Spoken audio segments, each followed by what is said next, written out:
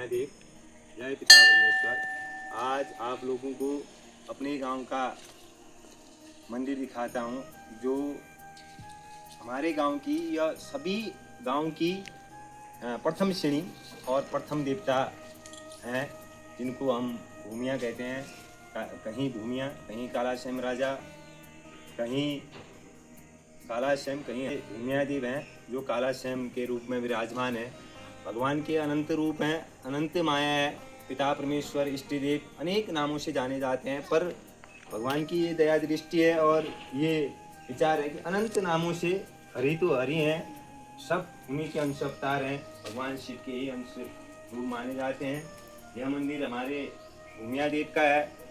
भूमियादेव हमारे पूरे ग्राम वासियों का देवता और हमारे इष्ट मालिक हैं। और साथ ही मैं इस मंदिर में देवता के घोड़े के रूप में कार्यरत मालिक ने चुन रखा है। मैं भूमियादेव का देव डांगर भी हूँ। और माई के दर्शन करने के बाद सीधे पिता के ही पास आना पड़ता है। माँ के दर्शन होने के बाद, गंगा स्नान करने के बाद आज मैं ये माँ अपने पिताजी के पास आ रहा हूँ, अपने इष्ट मालिक के पास आ रहा हूँ। आप सभी लोग भी जहाँ से भी मुझे देख रहे हैं, अपने पहाड़ की सभ्यता, कुमाऊं की सभ्यता, उत्तराखंड की सभ्यता न भूलें। चाहे देश प्रदेश कहीं भी रहें, एक बार हमारे पहाड़ जरूर आएँ, अपने इष्ट मालिकों की सेवा करें। आज सावन का सोमवार है, ये दिखाने का मौका मिला। ये पिता परमेश्वर, इष्ट देव, कालाश्याम प्रभु का द्वार। हाँ, ये सारे गांव के सौजन्य से और तथा बाहर के गांव जैसे देहरादून, दिल्ली, बम्बई, मेरठ, हर जगह से किसी न किसी का सहयोग के रूप में आया है। हमने अपनी एक कमेटी बनाई थी, जय भूमियादेव करके। हमने अपने गांव में एक खाता खोला था, जिसका अध्यक्षता हमारे गांव के लोगों ने की। इस परमात्मा की कृपा से सभी लोगों ने अपना सहयोग दिया और ये भगवान का दिव्य दरबार हमारे लिए तो ये भव्य दिव्य है। पहले एक पेड़ की जड़ में हुआ करते थे प्रभु, छोटा सा मंदिर था जो हमारे पितरों का था, उस समय बना हुआ। वो भी असीम था, बहुत ज़्यादा था। क्या कहा है कि आज ये रूप लिया गया, पर परमात्मा तो हर किसी के दिल में बैठते हैं। राम जी हर किसी के मन में बैठते हैं। आइए मैं अपने प्रभु के आपको दर्शन कराता हूँ। और ये हमारे इष्ट देव भूमियादेव हैं, जो माई के बाद मैं सीधे मंदिर में पिता परमेश्वर, भगवान कालाश्याम राजा हूँ। और मैं भगवान से ये प्रार्थना करता हूँ कि आप जहाँ से भी मुझे देख रहे हैं, आपके परिवार में सुख, शांति और समृद्धि बनी रहे और मालिक की इच्छा आप पे हमेशा बने रहे, श्रद्धा बने रहे। आप जिस कष्ट में हो वो कष्ट दूर करे, यह मैं अपने प्रभु से कामना करता हूँ। साथ ही ये मेरा तन मन से पूरा विचार था कि आज मैं आपको मल्लिकार्जुन महादेव या हमारे भोलेनाथ बोलो, मणिनाथ स्वामी बोलो या मल्लिकार्जुन महादेव बोले, उनके यहाँ दर्शन कराने की इच्छा थी। पर सुबह से लेकर अभी तक मौसम साफ नहीं रहा। मैं बीच में आपको ये भी दिखाऊंगा सुबह का मौसम और घर की पूजा पद्धति का भी विशेष ध्यान दूंगा।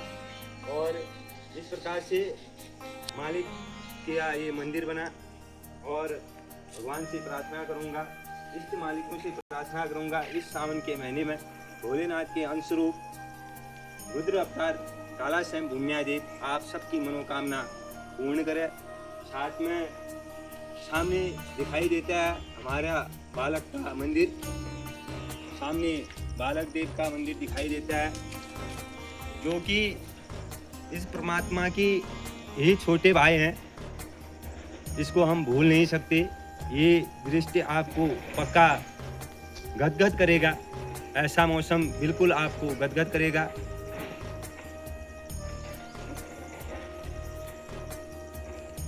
बताया था कि गुफा ऊपर की ओर आती है। इस गुफा के चारों दिशाओं में मुंह है। आपको इसको विस्तार पूर्वक दिखाना तो चाहता था। अंदर वाली गुफाओं में इतनी बड़ी गुफाएं हैं कि हम जा सकते हैं, अंदर बैठ सकते हैं पर वहाँ से नहीं जा सकते हैं। आइए, मैंने जैसे ही आपको नीचे से बताया था कि इस गुफा निकलती है, ये गुफा मंदिर के पीछे होते हुए हमारे गांव के सबसे टॉप वाले मंदिर में निकलता है। और इसका एक सिरा पूरब की ओर जाता है मंदिर से, एक सिरा पश्चिम की ओर जाता है, एक सिरा उत्तर की ओर, एक सिरा दक्षिण की ओर।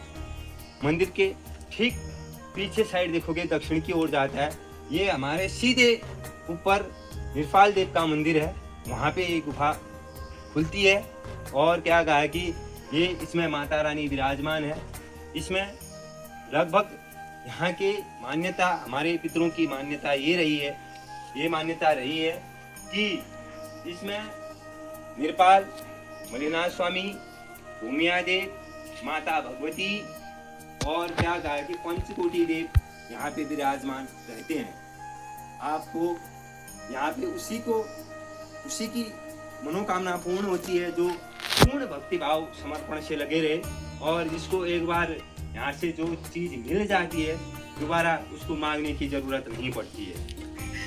धन्यवाद की गई।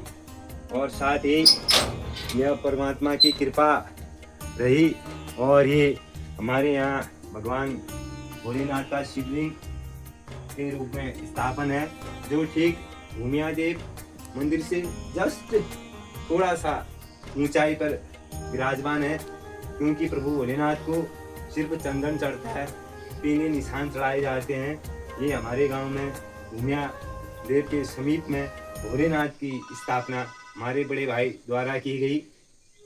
और ये काफी छोटी जगह नहीं है, परमात्मा के लिए हमारी आत्मा ही बड़ी है, पर बड़े भैया ने काफी भव्य दिव्य रूप से इसको स्थापित किया।